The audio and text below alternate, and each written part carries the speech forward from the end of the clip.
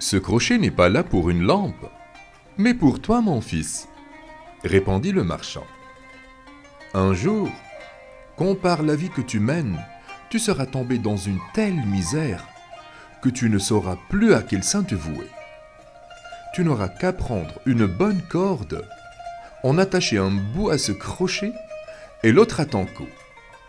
Grimper sur un tabouret, tu n'auras qu'à rejeter celui-ci d'un coup de pied, et tu te libéreras de toute souffrance, aussi aisément que si tu avais enfourché un cheval ailé. À ouïr ces étranges paroles, le fils resta un moment comme ivre de stupeur. Puis, il haussa les épaules en riant, et se vrillant la tempe du bout de l'index. Il s'exclama joyeusement. « Décidément, papa, père la boule. Seulement moi? J'ai mes 5 sens. Et pourquoi irais-je me pendre ?» Les tracas minèrent le marchand au point qu'il en mourut bientôt.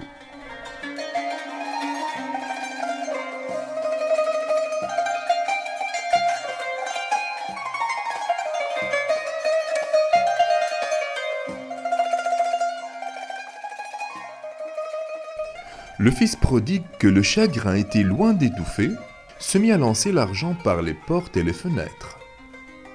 En 2 ans, il avait épuisé la fortune amassée par son père jusqu'au dernier sou. Il ne lui restait qu'à se mettre à vendre tout. Les tapis d'Orient, les meubles, les coffres, l'argenterie, bref, tout, jusqu'à ce qu'il ne reste plus rien entre les murs de la maison paternelle, autrefois si richement décorée.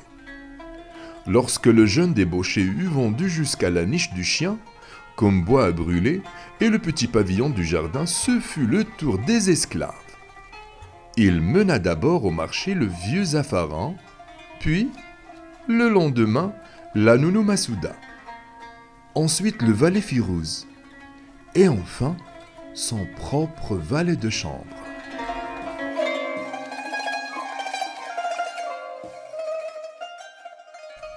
C'est ainsi que le fils du marchand se retrouva complètement sur la paille, n'ayant plus rien à vendre et plus personne chez qui emprunter. C'est dans cet état de ruine parfaite qu'il vagabondait un jour avec ses dignes compagnons. La bande se retrouva dans un petit bois où l'ombre était si rafraîchissante et l'herbe pour s'y allonger si tentante que l'un après l'autre, sans discours superflu, les vauriens s'y affalèrent. Un bien agréable petit bois, dit celui d'entre eux que tous considéraient comme leur chef. Et tout en mâchonnant un brin d'herbe, il s'adressa au fils du marchand. « Et toi là-bas, dans le fond, tu devrais nous organiser un pique-nique et surtout, invite toute la bande. Qu'il ne me faille pas te tirer les oreilles demain parce que tu n'auras pas apporté assez de vin. » « D'accord, répondit le fils du marchand sans réfléchir. Je vous invite tous ici demain, à la même heure. Vous savez fort bien que je n'ai pas l'habitude de lésiner. Mais plus tard, sur le chemin du retour vers la maison, il n'en menait pas large. Il ne savait où trouver le premier sou pour acheter les victuailles et les boissons. Au comble de la détresse, il repensa à sa vieille mère qu'il avait gâtée et dolorée jusqu'à l'âge d'homme. Il se présenta devant elle, la tête basse, comme en proie au repentir, et lui dit sur un ton larmoyant. « Petite maman chérie, je n'ai pas de quoi traiter mes amis demain, mais malheureusement, je leur ai déjà promis de les inviter à un pique-nique. La honte et les colibés m'attendent. À tous les tournants, ils vont couvrir de honte mon nom, qui était le nom de mon père, et de ton seigneur et maître, et qui est aussi ton nom à toi. Comment à un tel discours le cœur de la mère n'aurait-il pas fondu? De toute sa vie d'ailleurs, elle n'avait jamais pu rien lui refuser, à son chenapan le fils.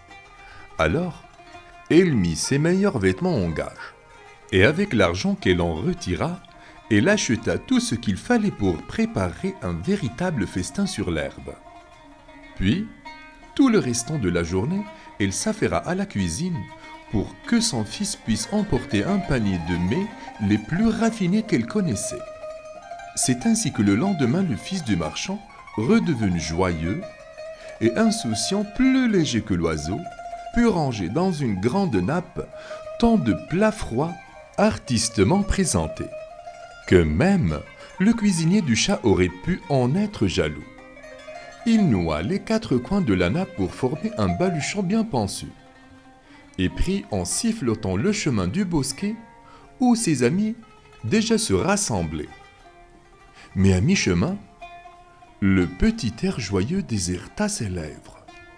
Le baluchon était bien lourd, et le soleil, en montant à l'horizon, commençait à darder des rayons de plus en plus brûlants.